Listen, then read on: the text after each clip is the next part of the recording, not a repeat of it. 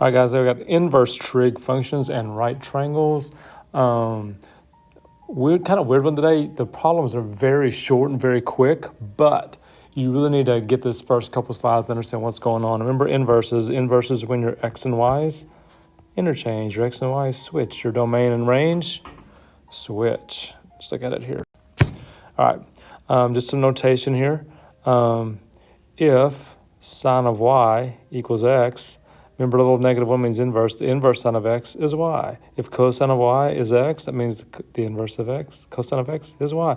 X's and y's just switch. That's what the inverse means, all right? So if you see the negative one means inverse, you switch your x's and y's. Don't forget that. You switch your x's and y's. Okay, this next little box down here is so important. This one right here. Okay, the inverse sine, cosine, tangent.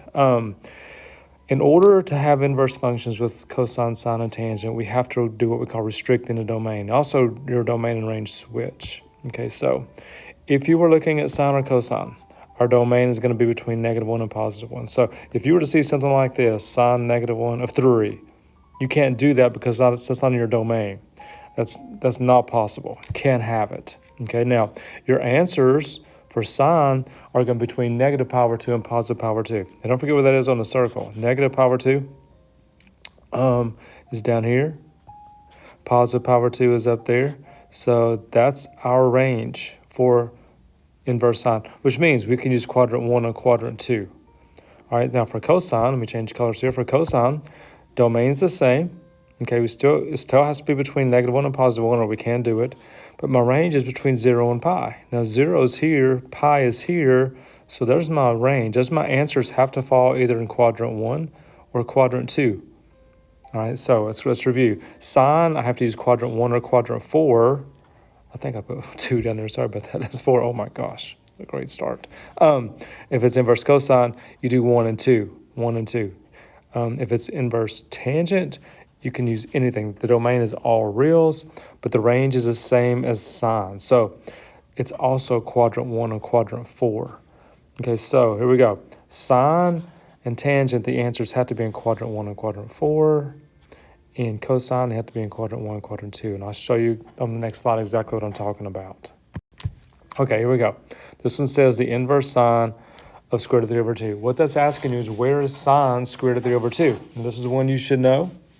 And the answer is pi over 3. And because that's in quadrant 1. Remember, the answers for inverse sine, they got to be quadrant 1 or quadrant 4.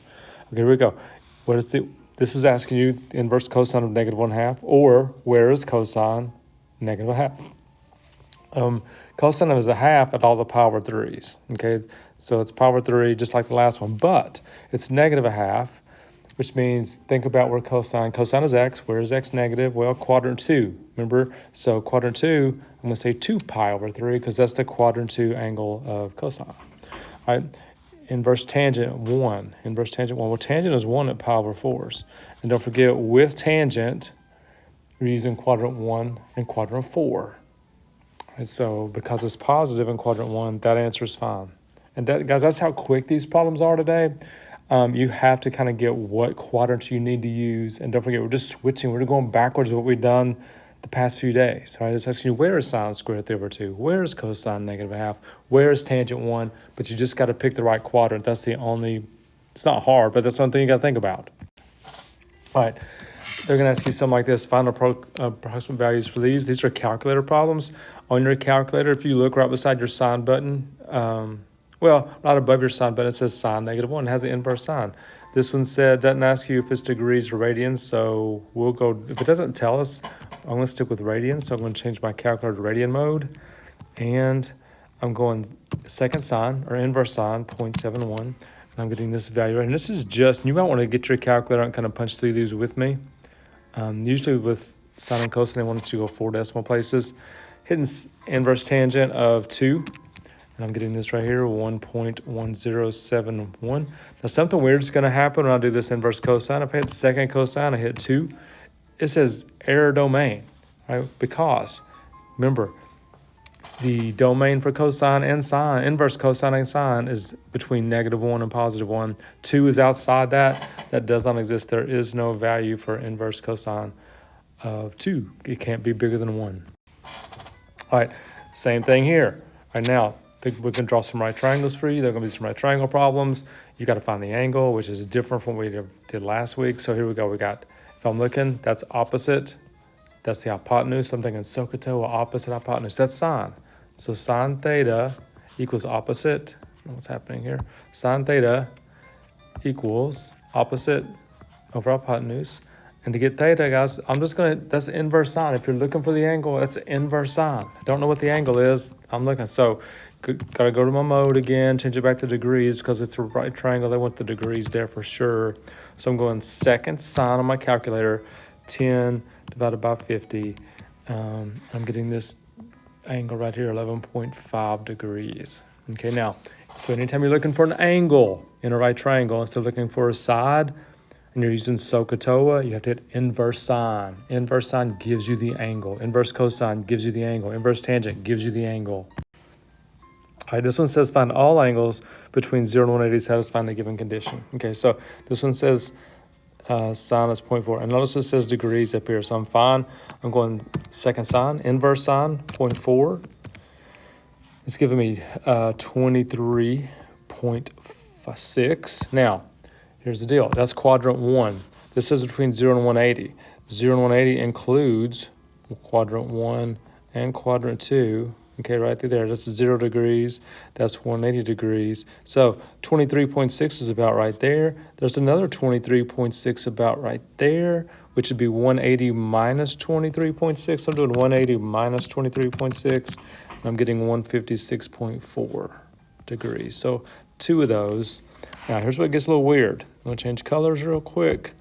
I'm going to do the same thing for cosine. I'm hitting inverse cosine or second cosine, 0.4. Same answer.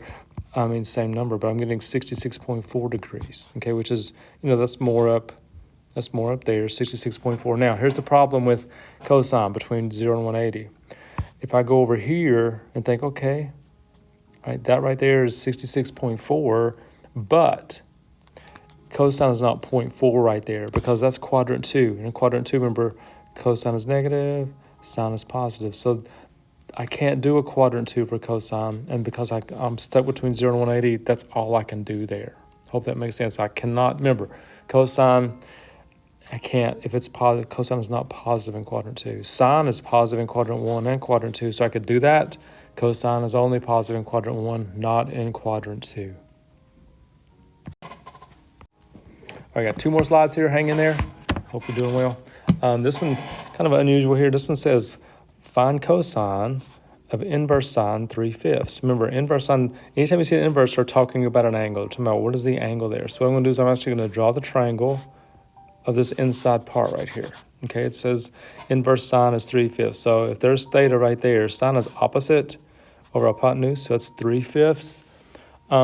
Basically what this problem is saying is what is cosine where sine is 3/5? What is cosine? What's the value of cosine where sine is 3/5? Okay, that's what it's asking you. So hopefully remember from geometry, that's 3 and that's 5. You know that side is 4. So 3, 4, 5 triangle. Cosine is adjacent over hypotenuse, so it's just 4/5. So the picture there gives that one away. And draw the picture based on your inverse sine. That tells you what theta is. Okay, remember, inverse sine, inverse cosine is talking about an angle. What angle produces the value of 3/5? One more slide. All right, same kind of problem, except instead of giving you a number, they're just going to give you an x. Okay, so they're just saying the inverse cosine of x is x. Sorry, the inverse cosine of x. What is sine of the inverse cosine of x? I'll say it right here in a second. What is sine of the inverse cosine of x? Or, spoken another way, what is the value of a sine where cosine is x? Okay, so what I did here, I obviously didn't draw that, but I took a good picture of it. I do the triangle, the inside part again. Draw that triangle right there. Where's cosine x? I do the triangle, there's theta. Cosine is adjacent over hypotenuse, so x over 1. I did Pythagorean theorem. I did like x squared plus, I don't know what it is, equals 1 squared. Okay, so to find out what the missing side was, 1 squared is 1 minus x squared. I took the square root, and here's what I got. So that's where that side came from. And I'm looking for the sine. Remember, sine is opposite over hypotenuse. Well, the opposite is that side. The opposite is 1 minus square root of 1 minus x squared. The hypotenuse is 1, but you don't, anything over 1 is just itself. So there is the answer right there. Sine of inverse cosine of 1. Guys, that's quite a bit of stuff. I don't think it's that hard. The problem's very short, but you really got to understand what's going on and go back to that second slide we did, figure out what your domain and range are. That's so important today. That's why we spent so much time on domain and range earlier in the year. Hope it makes sense. If it doesn't, hang in there. We'll work on it tomorrow like we always do. See you then.